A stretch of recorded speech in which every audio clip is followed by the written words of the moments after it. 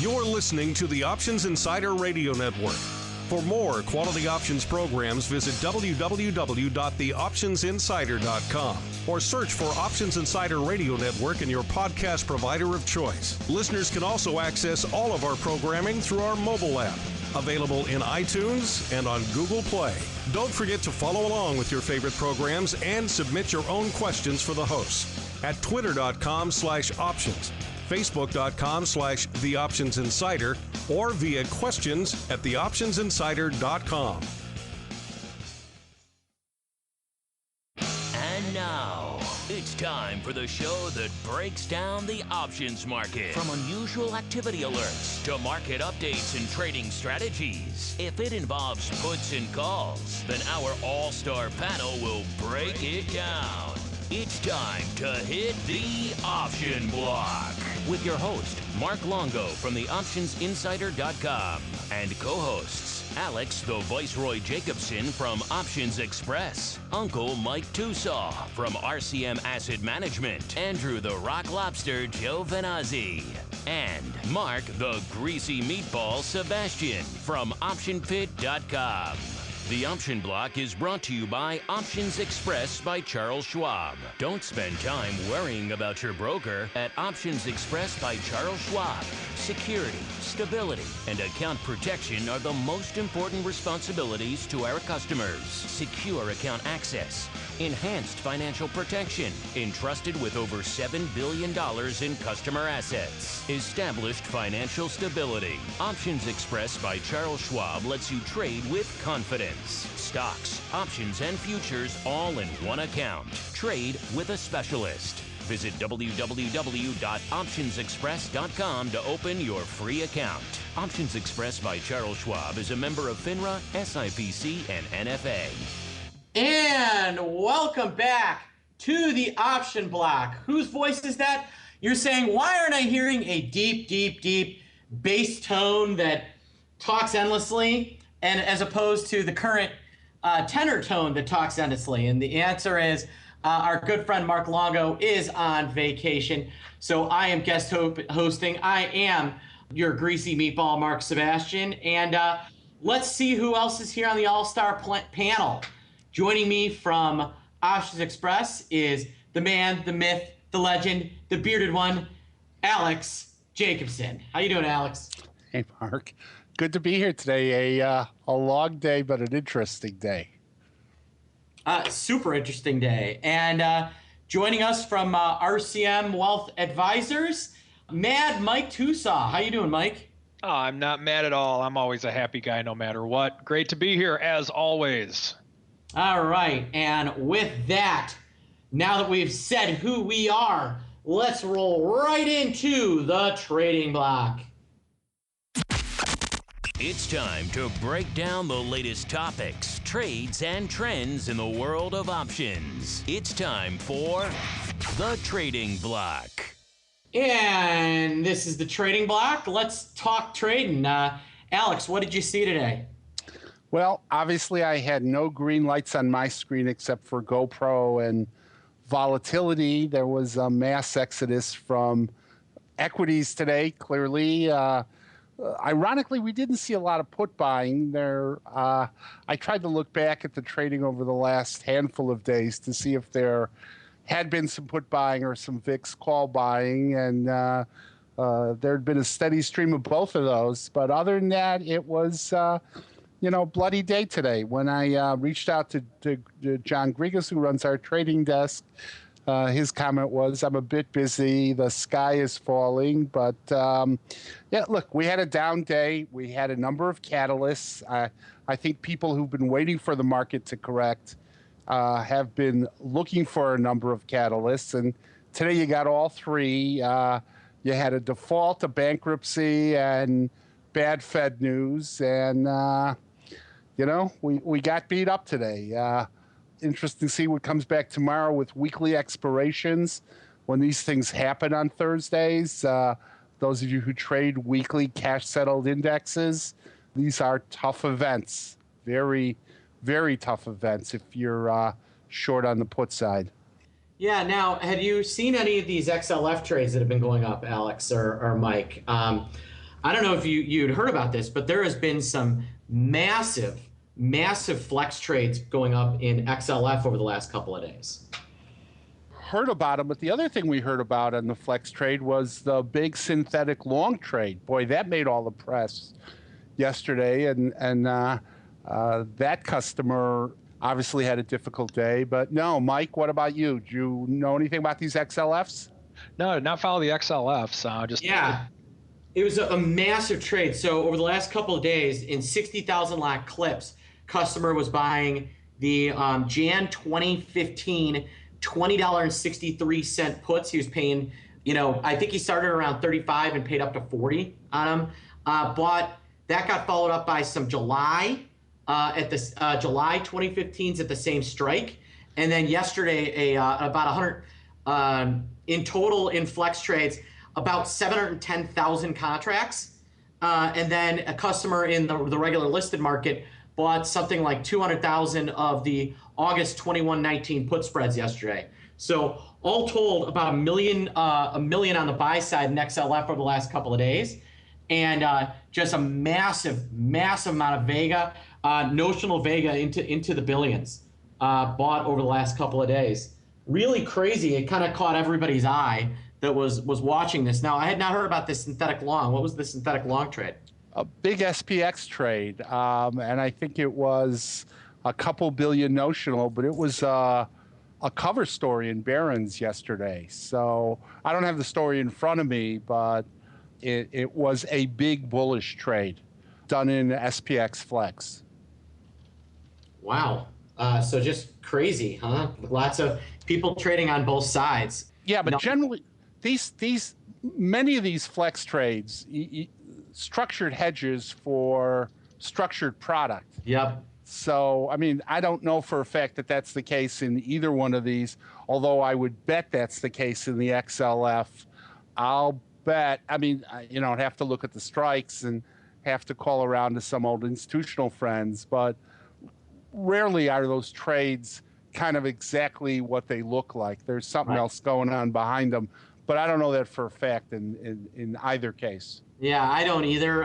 But it sounds like it would be coming from a structured product or something like that. It was almost at the time almost exactly 10% below the price of XLF as it was going up. So you got to think there was something involved in that either. I was thinking, it either had to be a structured product or some big upstairs over-the-counter trade that went up and swap. And SPX, I was thinking the same thing, either a structured product. When you mentioned either a structured product or maybe something involving OTC trade. But again, you never know. It could be just the guy wants to lock in 10, doesn't want to lose money below 10% of where the product's trading. You just never know. That's the beauty of these flex trades, is they're about as close as you can get to viewing the opaque world of over the counter. Now, Uncle Mike, what were you looking at today and over the last couple of days? Well, a couple of things today. The wise man once said a couple of weeks ago, there's never been a better time in the history of the market to sell than right now. But with that being said, I do want to go out and say I do still continue to be bullish on this marketplace. A couple things today that I've noticed. It's the last day of the month, and we did have a default, so you can make a case that maybe people are coloring their books, so to speak, on the last day of the month. Maybe it's the Argentina default. I think it's a lot of littles that are driving this market. In terms of what I'm watching today, I'm in the same camp as Alex. I don't have any green numbers on my screen right now except for volatility. So today's definitely a down day, but the reality of it is that we haven't had a down day like this in a long time, and in the grand scheme of things, it's a down day. That's what's going to happen at times. And so I think tomorrow morning with the unemployment announcement, non-farm and everything that we have coming out, that's going to be a big catalyst. And just to kind of reiterate what Alex said, I would sure not want to be any at-the-money cash-settled options right now. No. Interestingly, the VIX cash settled is going to settle over all listed VIX futures except for February and March of 2015. So we had Jan go out 1670, December 1605. Where the VIX cash is trading at about a 2-point premium to the August future, and Interestingly, the August future is still trading under September. I'm a little surprised by that. Aren't you, Alex? I would have thought that they would have pulled the August future higher, but it only outperformed September by about 40 cents. Yeah, term structure frustrates me in VIX. I would love to see what it trades like if and when Whaley delivers his cash product. I don't think that's going to be that easy, but I think then we'd see a change in the way the term structure kind of lays out.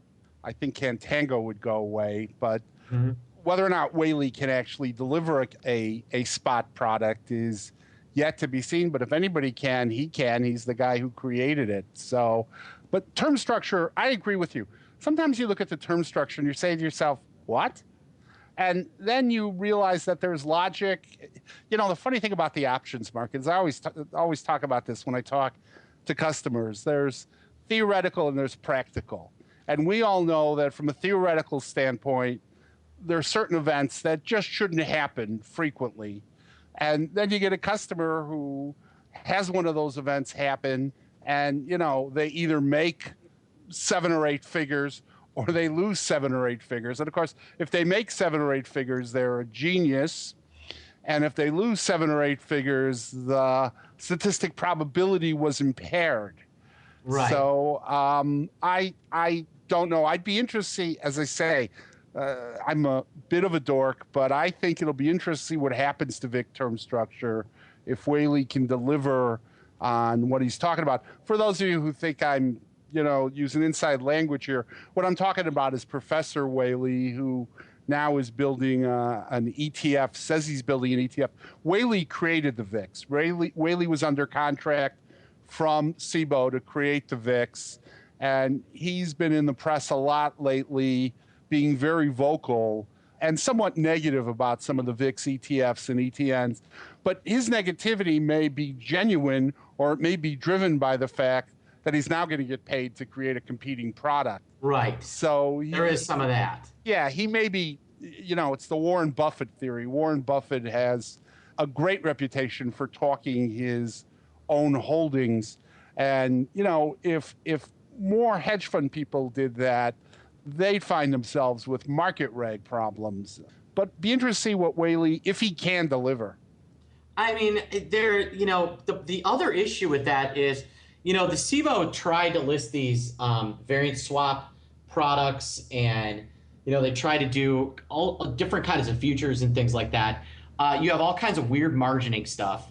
And, the idea of a cash VIX that trades along VIX, I just don't see how that product is not going to have some screwy things going on with it when it is when VIX is at low levels and high levels. Just like one of the things about the VIX futures is that actually does make sense is that they don't kind of buy into some of these extremes, right? Like, let's recall the flash crash and its subsequent kind of peak of 2010. You'll recall that the VIX, I think, topped out around 45.90 on June 20th, something like that, or May 20th, somewhere like that.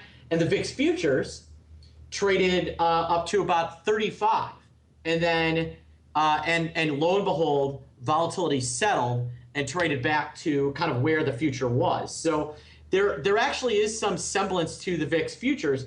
They trade very similarly to kind of how over-the-counter variance swaps will move around, because Whaley's initial VIX is not the VIX that is traded now. They changed the calculation according to kind of what Goldman wanted, so that the calculation is in fact a lot closer to the variance swap market than the initial VIX was. But there's still an arb on most days between the variance swap and the SIBO products. Yes. So there's still noise in it. Yes. And from a textbook standpoint, I mean, it's still a pit traded product, and no model. In the option business, we always talk about the models, and then everybody says to you, yeah, if they were so bright, long-term capital wouldn't have failed. Look, supply and demand is bigger than any model. Right. And you still have people who will carpet bomb the SPX on expiration. And I remember the first time I heard that expression, I was like, what? That's essentially trying to mark the VIX. That should not be legal, but it's a pit traded product. And a whole industry has grown up around trading vol, but in some areas it overlaps with the institutional community that was out there trading vol, but sometimes the institutional community will run over the crowd, and sometimes the crowd will detach itself from the institutional community. On a day like today, there just isn't enough time, there isn't enough capital. You know, you'll see things on days like today, you'll see ARBs that shouldn't exist will exist for a few minutes. Mm-hmm. And it's simply because people on a day like today get buried in stuff. You know, they get buried in positions, they try to work something off. You know, should the technology take care of that? You know, a in-the-money debit call spread should never trade better than a credit put spread. But I can tell you today I saw, and I'm talking about sitting on OX and Schwab quoting vehicles. I'm not talking about professional tools. And I can tell you in the Amazons and Googles and a lot of the high-priced stuff that isn't always as liquid as we would like, there were 10 and 15 cent ARBs all day today. And from a textbook standpoint, those should never exist, but yet they existed all day today because people had a lot more stuff to do that they needed to get done in a hurry. Yeah, absolutely. You know, that type of stuff, it just absolutely, you know, when markets get crazy, that was how things will happen. And, you know, I always tell people before you trade that quote unquote credit spread, take a look and see where the debit spread is trading, because you may be actually able to get a better price. And, you know, there are people out there that will tell you that, you know, the individual retail trader isn't enough to move the credit spread markets, and they're right. But you know, how much could if every ant in the entire world jumped up and landed at the same time, it might create an earthquake. And retail traders and the kind of the SMA business selling put spreads on days like this can absolutely throw the entire market, or selling call spreads on days like this can absolutely throw the market completely for a loop. So always make sure that you know, when you're trading these things, that you're looking at how everything is structured. So Mike, Mike Tusaw, any other things that your clients were asking? I mean, what were you hearing? I'm sure you, on a day like today, you get a lot of phone calls, right? What are people asking? What are people saying? You know, what were people's, any particular consistent worries? Well, nothing too much on a day like today. If we have a day like this tomorrow, I'll get a lot of phone calls, but today didn't have too many phone calls from clients.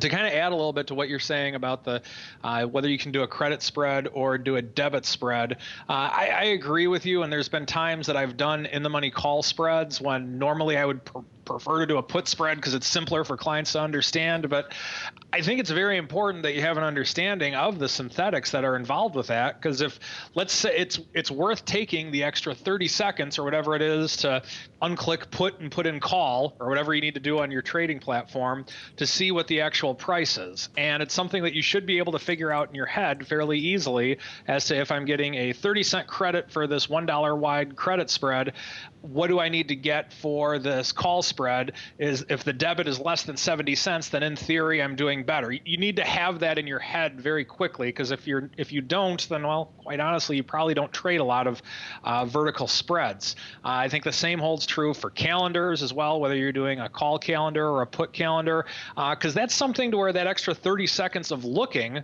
and of studying can really add up throughout the course of a year. I remember a couple of years ago, we were doing something along the lines of, for clients, whether we wanted to do an iron butterfly strategy or just a traditional butterfly strategy. It was the exact same thing in terms of risk reward in theory. And one of the reasons with which we chose to go with an iron butterfly is because the adjustments with which we wanted to make were easier to make. on an iron butterfly with margins and things like that. But a lot of clients would call and ask us, what the heck is this? And so we would just say, well, it's the same thing as just a call or a put butterfly. And so after about 10 or 20 minutes of explanation, the point was made. But where I'm going with this, folks, is just make sure, I just want to reiterate what Mark said in terms of looking at the synthetic on the other side of it. Because if you can get an extra nickel or an extra dime doing the other thing, that can finance your commissions for a year or even more.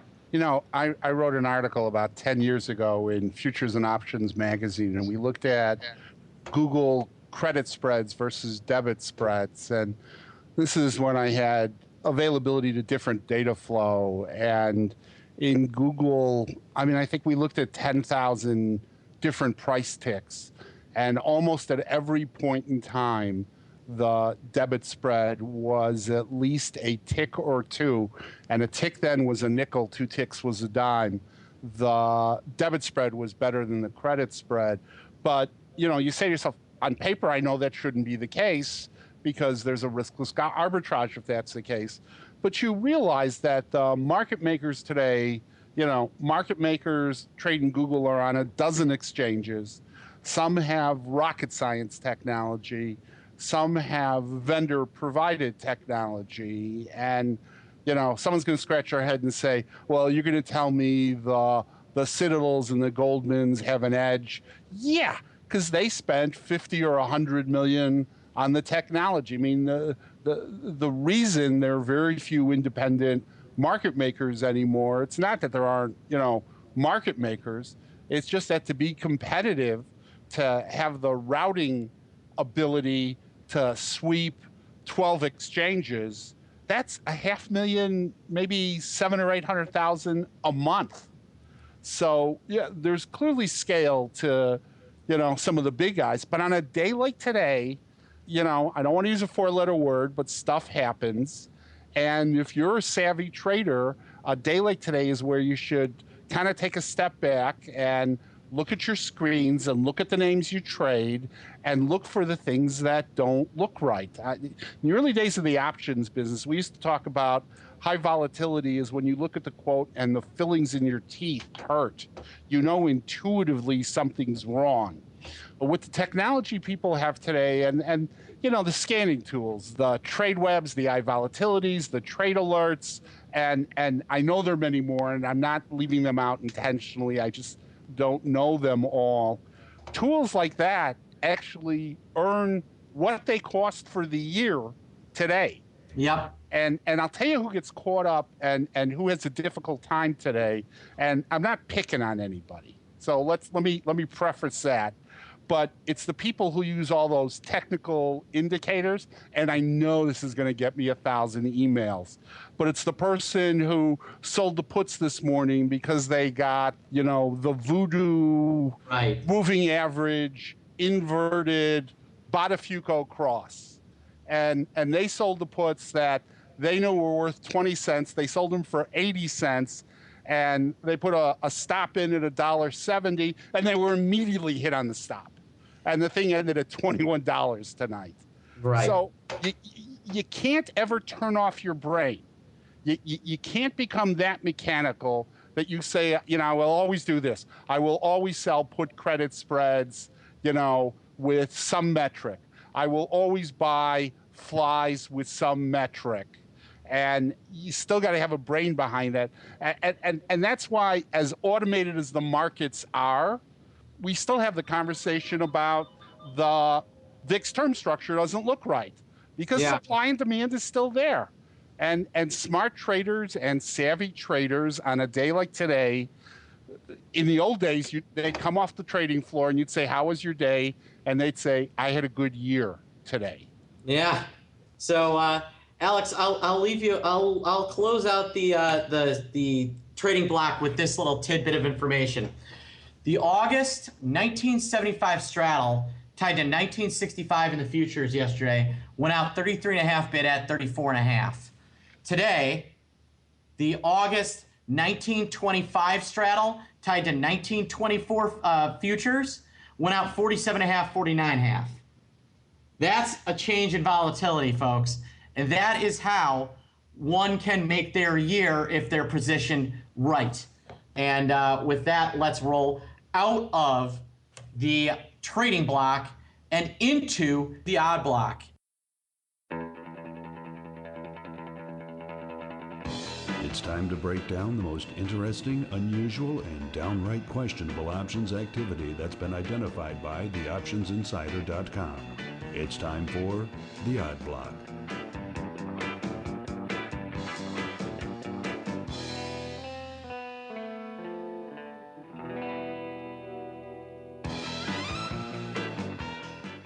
Welcome to the Odd Block.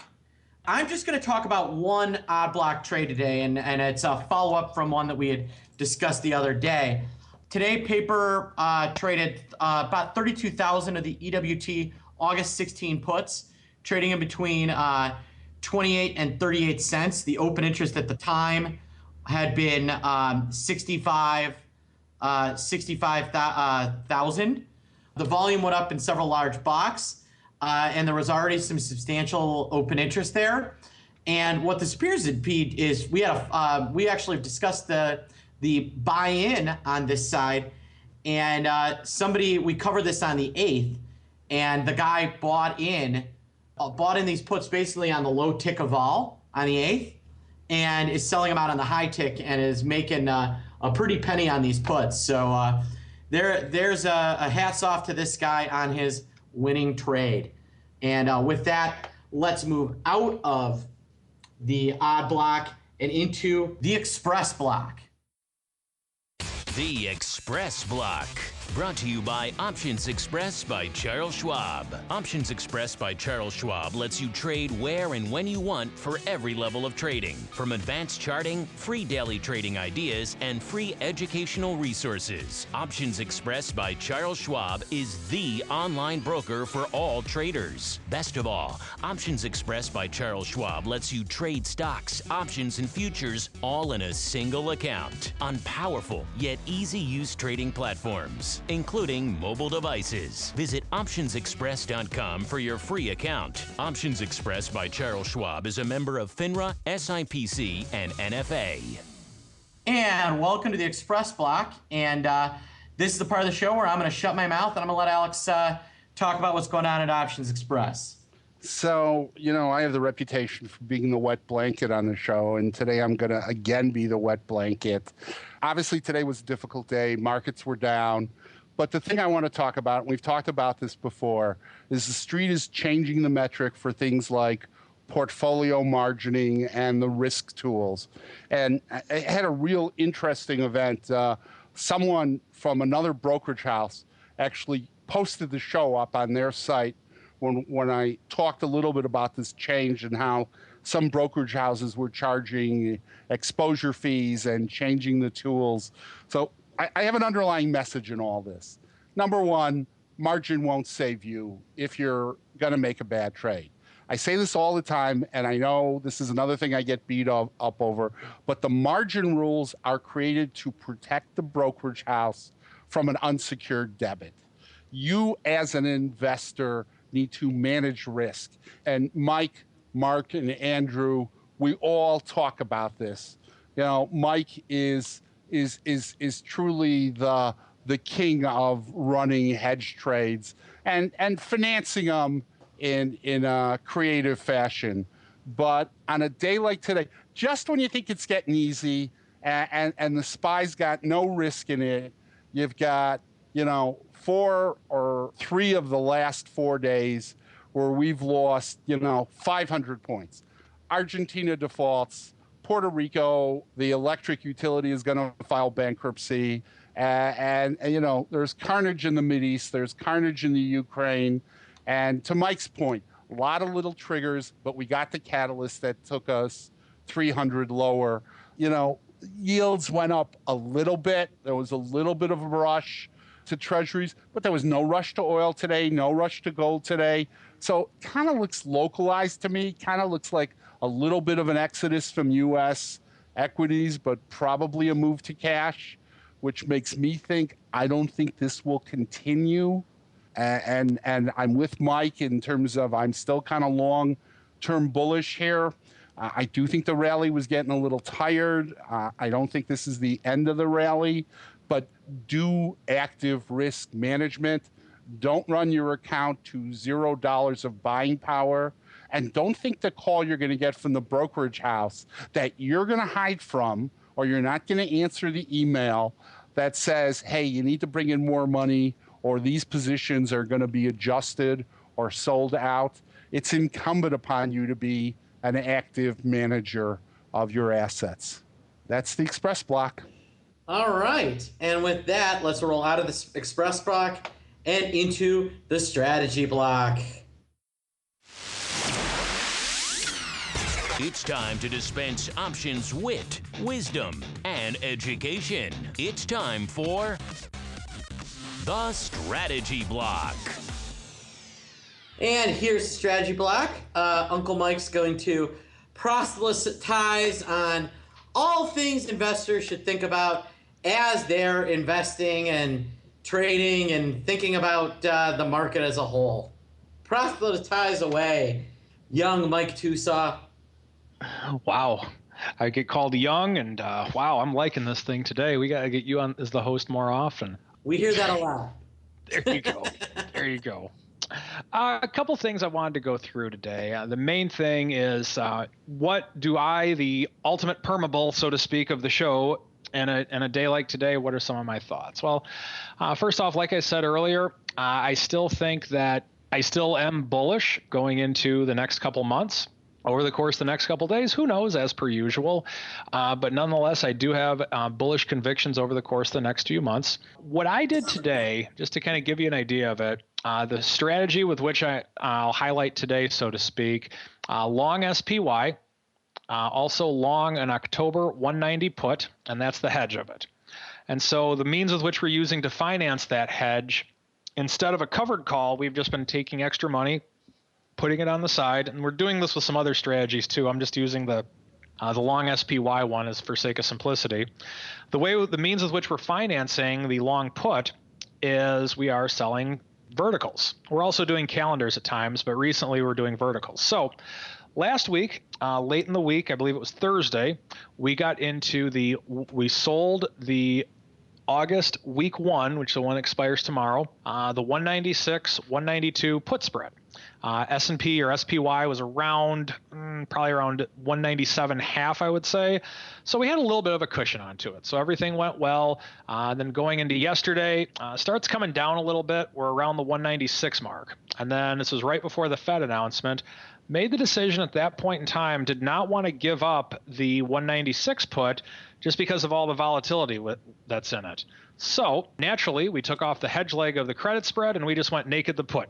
Just kidding. What we did at that point is made a decision that we wanted to take some deltas off the table just as kind of a precautionary measure going into the Fed announcement.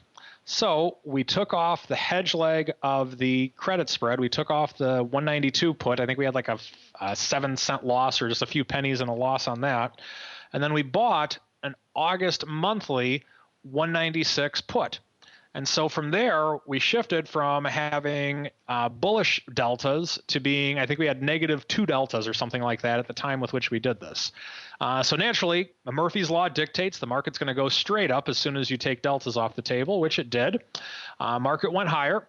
And so with that, it didn't go high enough to where we could justify taking off the position because we felt we still had a lot of premium left in the 196 puts with which we sold. And so going into today, the markets had a gap down overnight. So we were actually at 195, 195.30, something around that level at the open. So what we did today, earlier in the morning, we got out of the put spread altogether, just from the standpoint that the market's coming down. We had a little bit of an opportunity to do so. So we got out for like a 20-cent loss if you want to factor in all three of those individual trades. So with that, market then, after we got out, continued to go lower. And so being the permabull that I am, we did sell a 192, 187 vertical for next week. Now with that, the thing that I like about selling puts in a market like this, number one, I like doing it after we get a market like this, not before a market like this. But the thing with which I like about it is the choices with which you have should it go against you. Should the market continue to go lower, my opinion, once again, we never know what's going to happen, implied volatility will likely become greater if we have another 10, 20-point sell-off tomorrow in the S&P. Should that be the case, there are frequently choices with which you can make when you have a short put going against you, such as the classic down and out roll where you buy to close the front week option and then sell to open another one at a week out at a lower strike price for possibly even money. That exists on the downside. But with that being said, I want to make one point perfectly clear. This is a smaller section of the bigger portfolio. If this was a bigger section of the portfolio, then I would highly recommend, number one, that you not do this. But number two, what I would recommend is that you make your adjustments long before you actually get to the short strike price when you're short an option. Gamma starts to bite pretty hard the closer you get to it.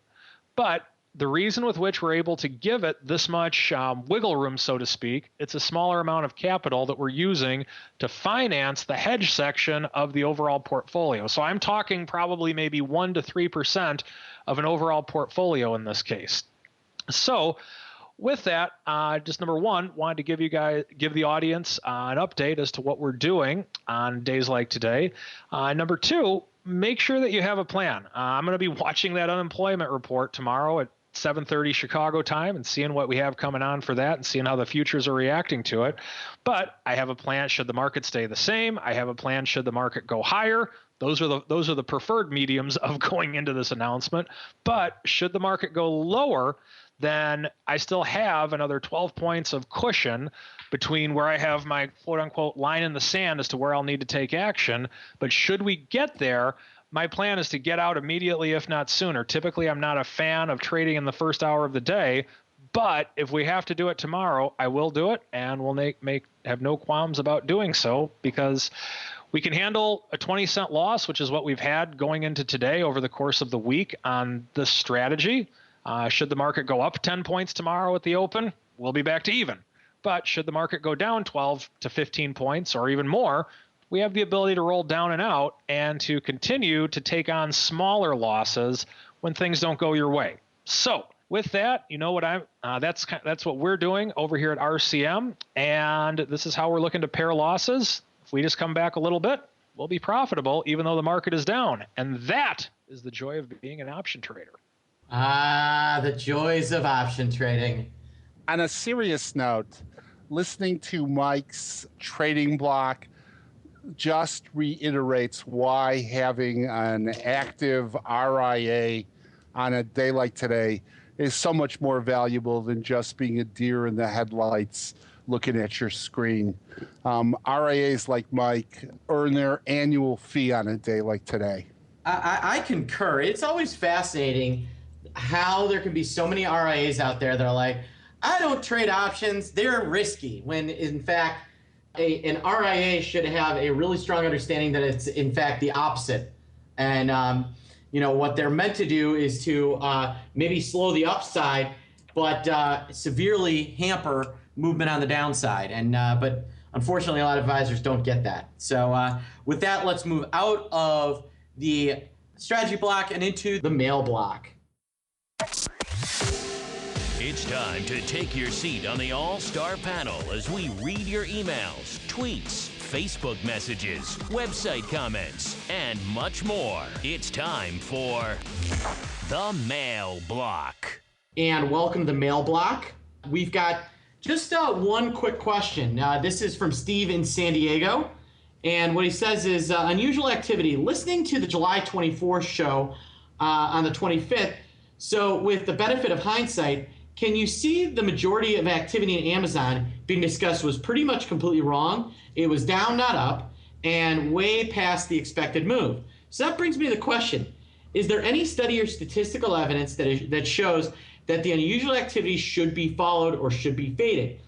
Really think the retail crowd are chasers, and that works until it doesn't. Trend friend, bah-humbug.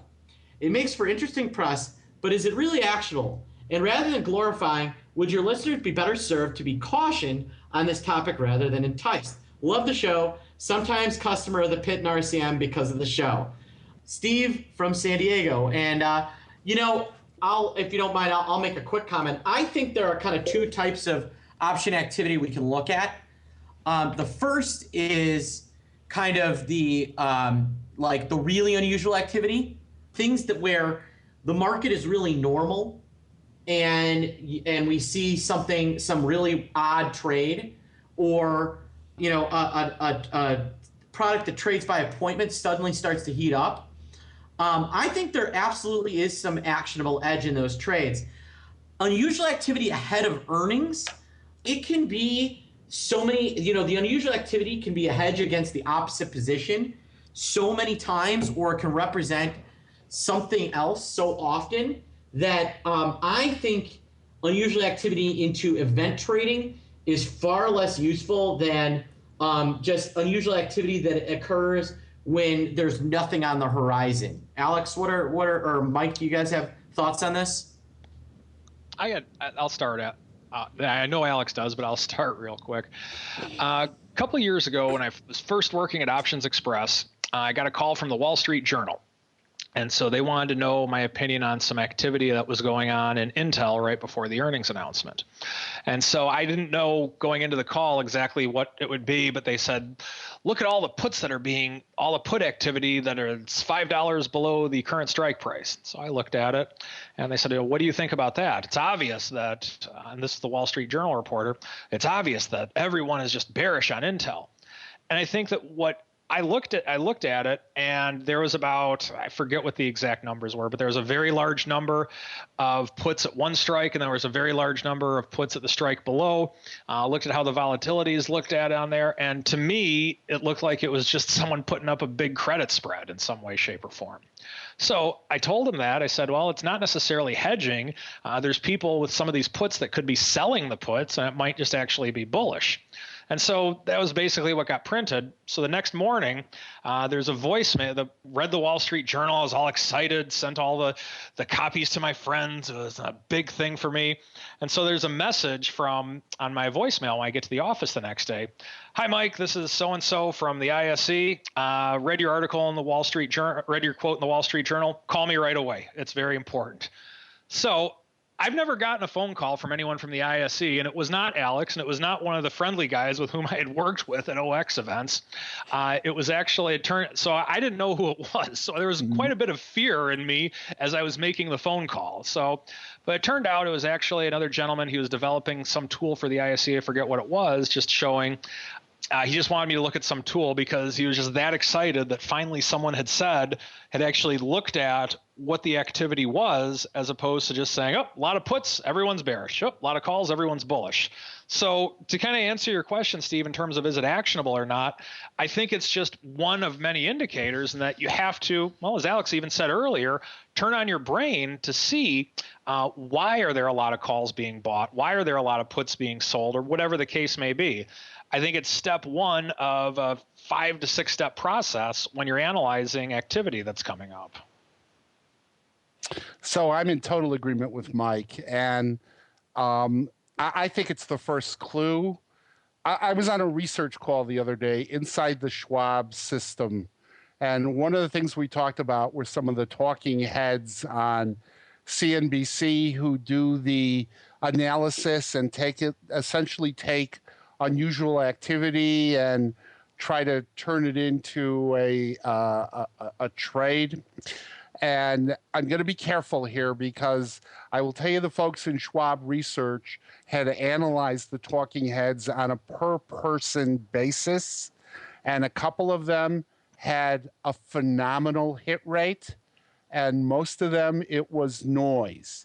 So we talked about this because they wanted to get a sense of why some of them were more right than others.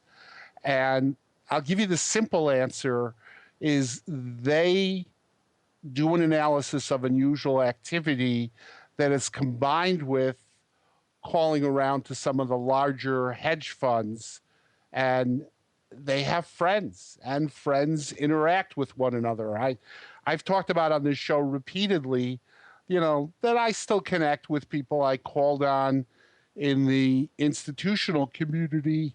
And sometimes you will see events that will kind of pique your interest and almost have a footprint of who does those kind of events.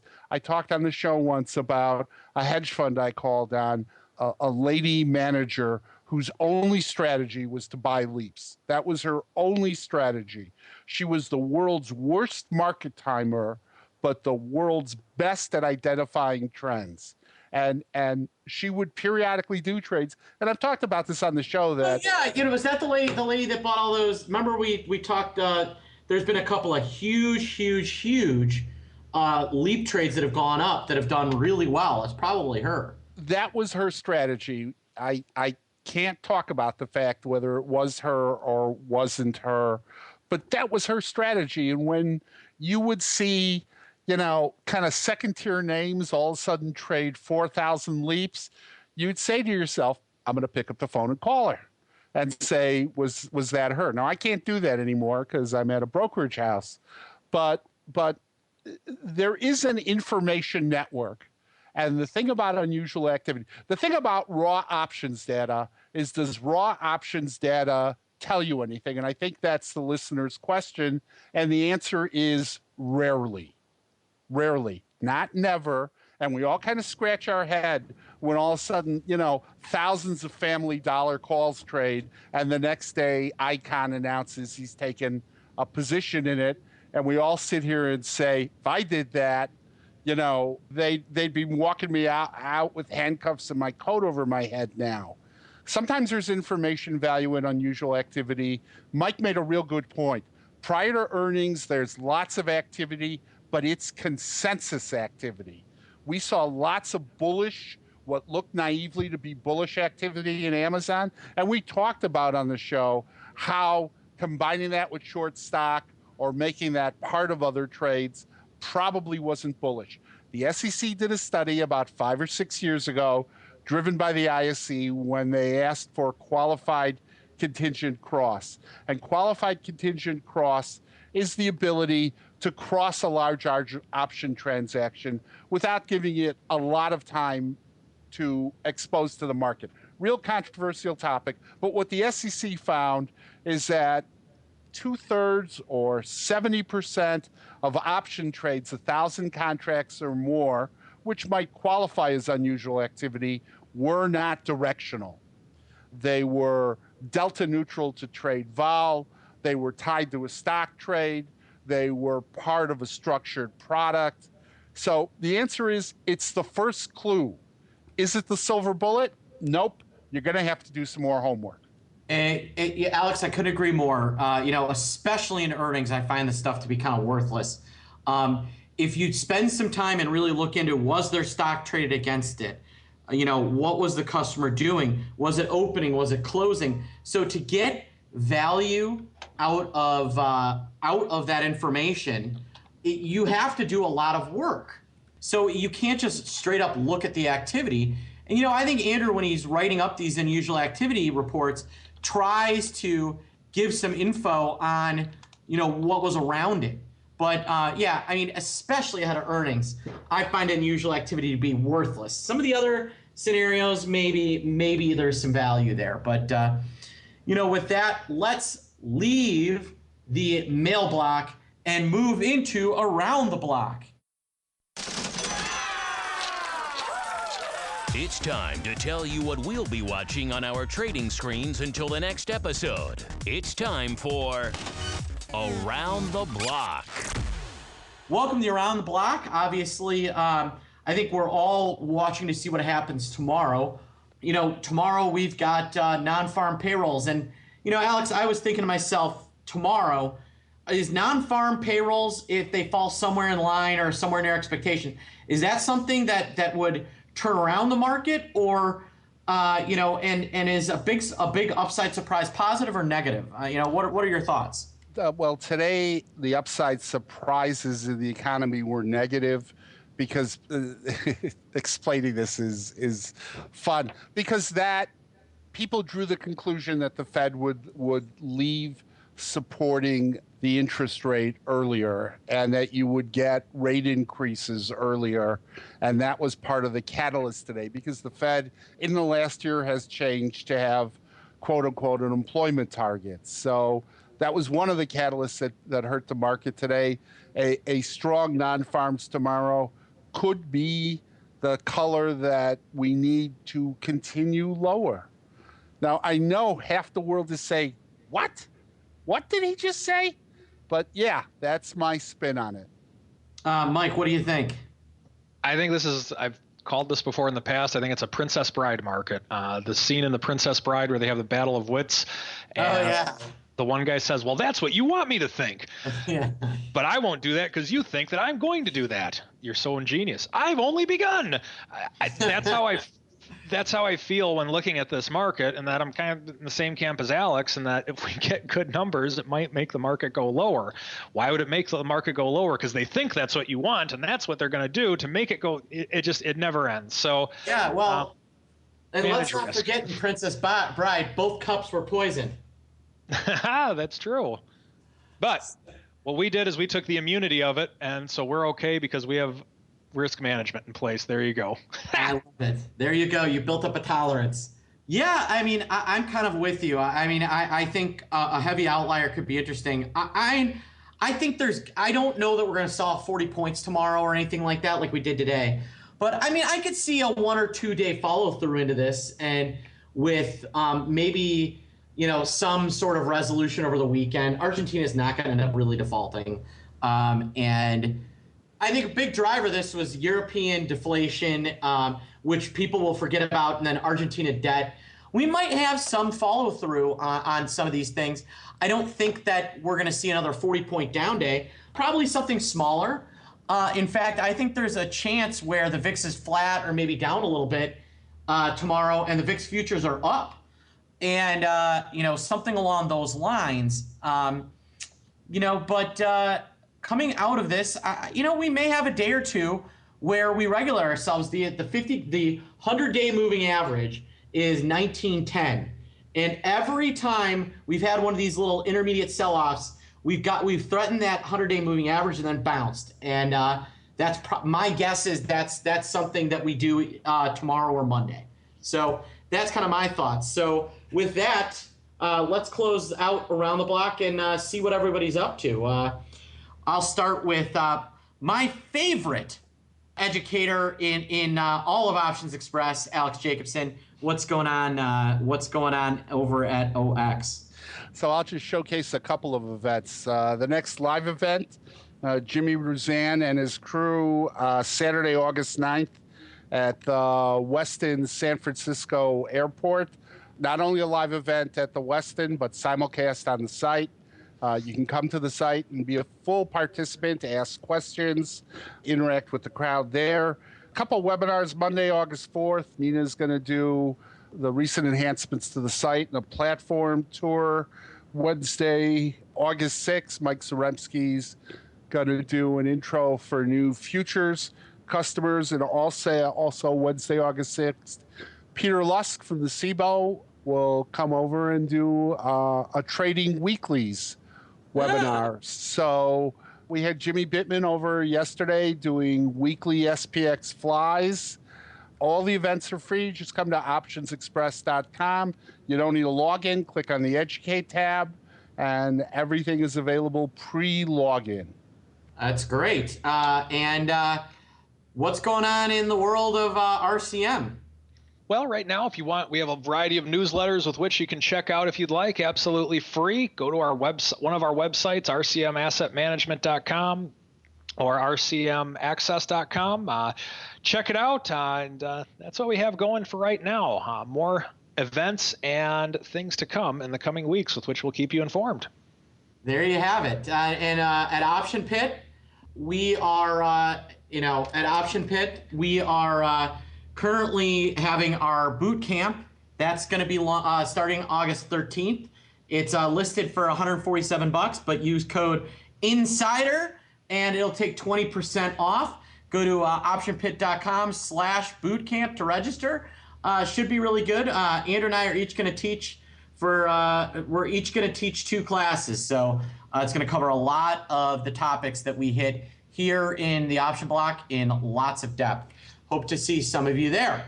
And on that note, I will close up the option block today and wish everybody a good day. So until Tuesday, this is the option block. The Option Block was brought to you by Options Express by Charles Schwab. Don't spend time worrying about your broker at Options Express by Charles Schwab.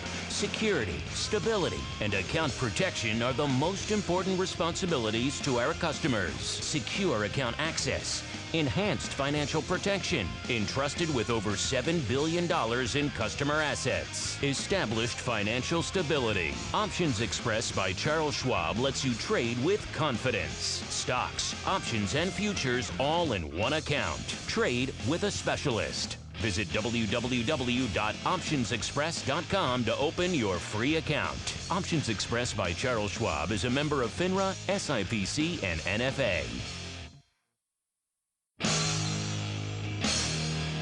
The preceding program was a production of the Options Insider Radio Network. For more quality options programs, visit www.theoptionsinsider.com or search for Options Insider Radio Network in your podcast provider of choice. Listeners can also access all of our programming through our mobile app, available in iTunes and on Google Play.